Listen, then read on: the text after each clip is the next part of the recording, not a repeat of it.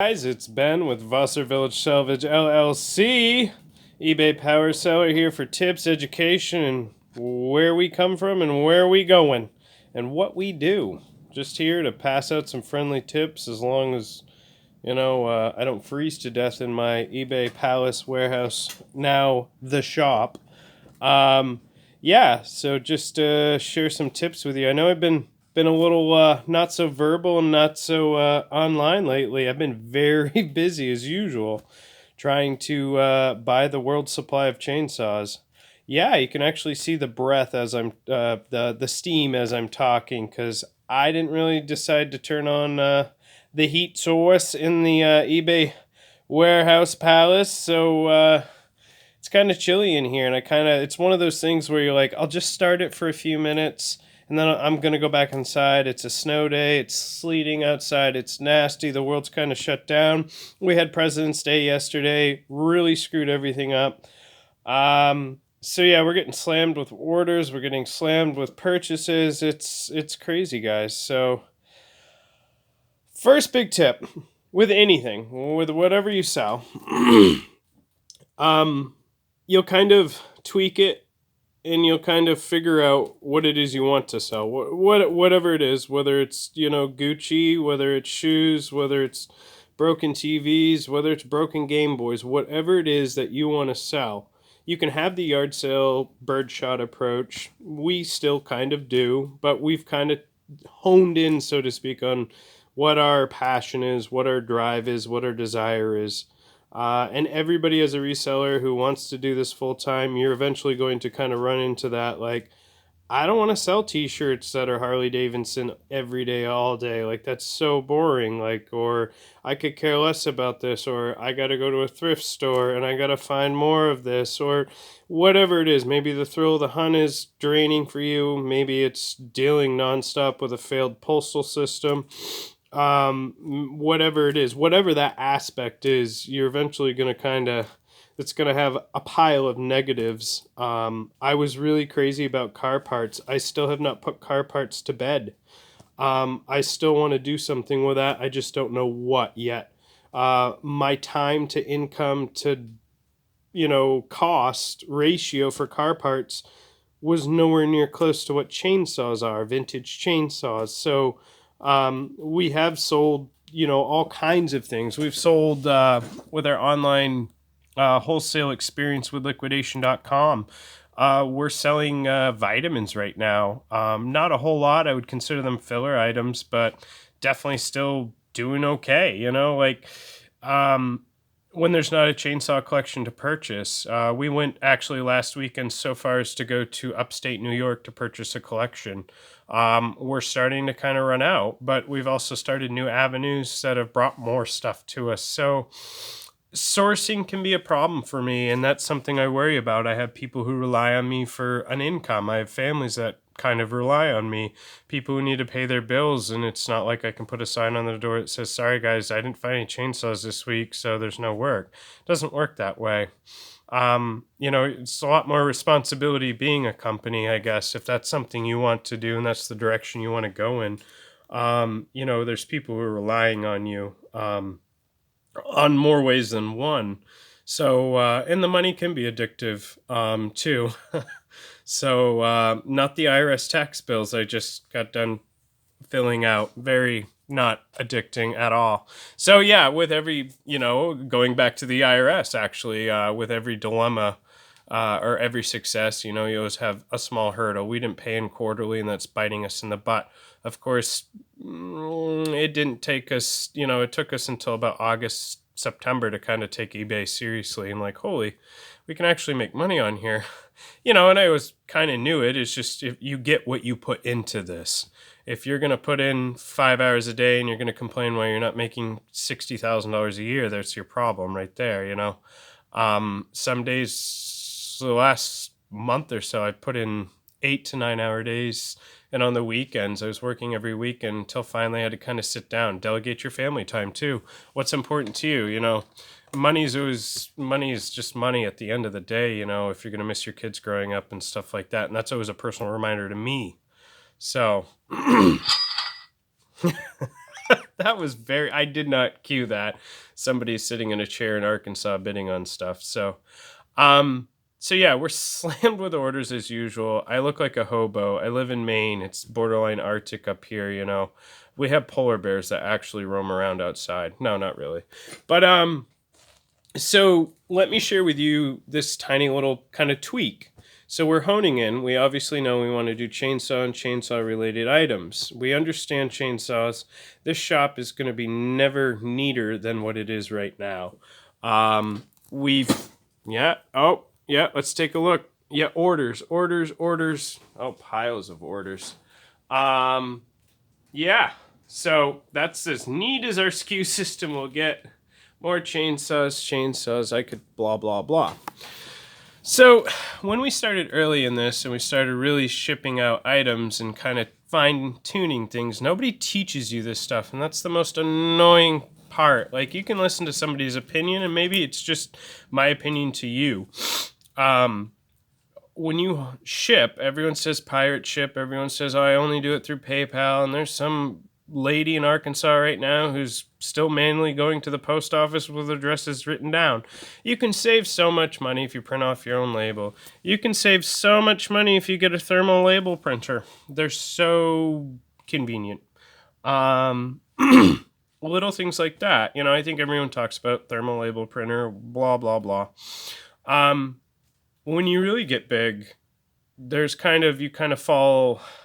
My problem, I follow a lot of people on YouTube, specifically in this category of selling on eBay.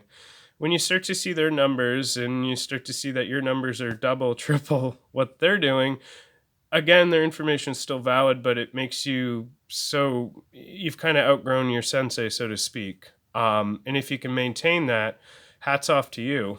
There's a lot of things that, you know, when you're I don't want to sound arrogant, but when you're on the top 10% of eBay, there we go. I won't say 1%, not 1%. I'm the top 10% of eBay. There's a lot of things like commercial shipping accounts. No one will ever talk about that. You have a commercial shipping account with UPS, FedEx.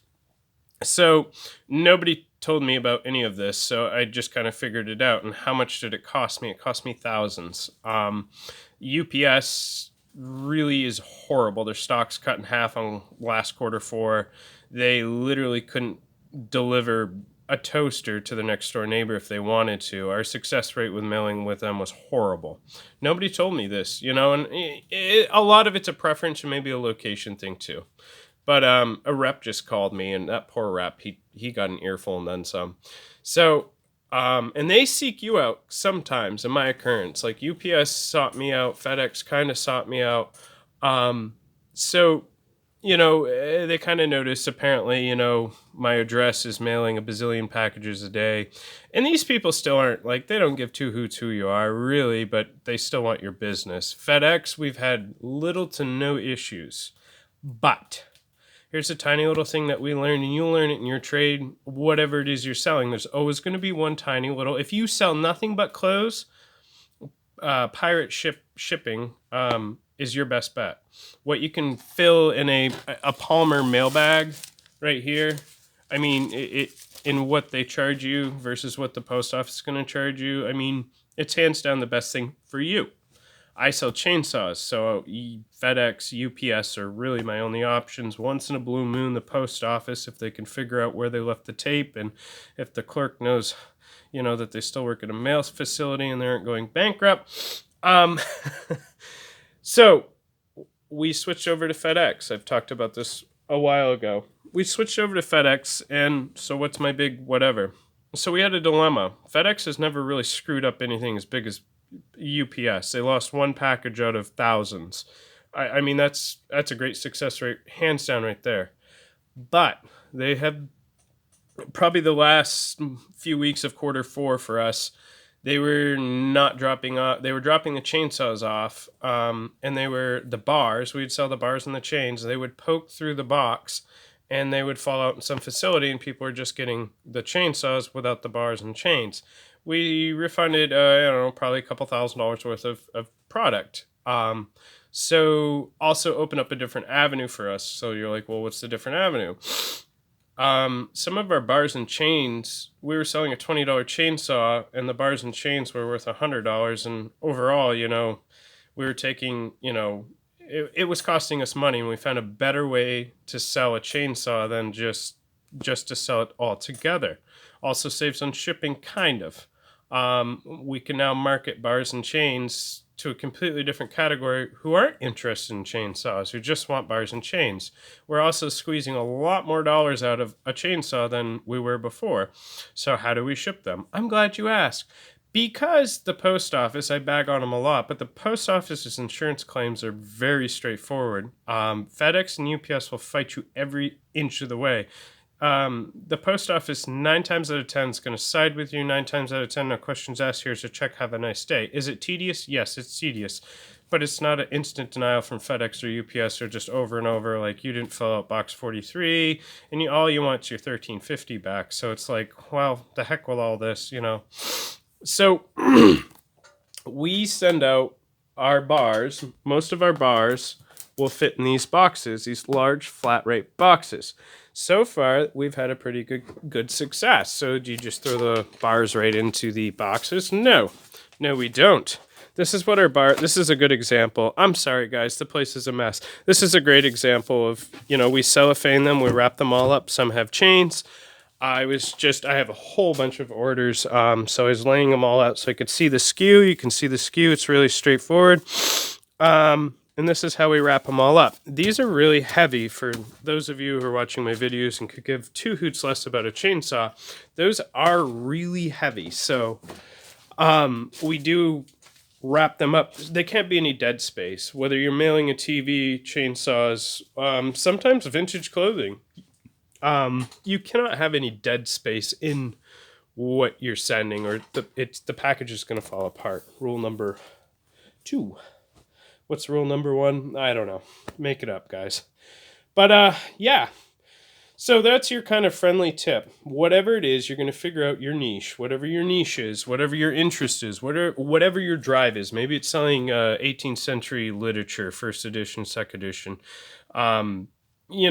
Whatever it is, you're going to find out, sending a $300 18th century first edition book through media mail at the post office might not be my best option. They just got done spending $400, $500, $600, maybe a couple thousand. Would you really want to send it the slowest, most crappiest way that you possibly can? No. Maybe you figured out that sending shirts that weigh just over first class are not the most efficient way for you. Maybe you just learned that pirateship.com is awesome, and now it costs you the same as sending it first class. And your profit margins. Is your profit margins. I used to do everything free shipping. Now with the chainsaws, I got burned a lot because a lot of West Coast people were like, hey. So I got so used to East Coast people, like, when it costs $10 a mil saw to mass, and you get really used to that, and you're like, oh, hey, this is great. And then all of a sudden you offer free shipping, and everybody from California is buying your chainsaw, and it costs you literally the cost of the chainsaw to mail it. Lessons to be learned. These are all things that teach people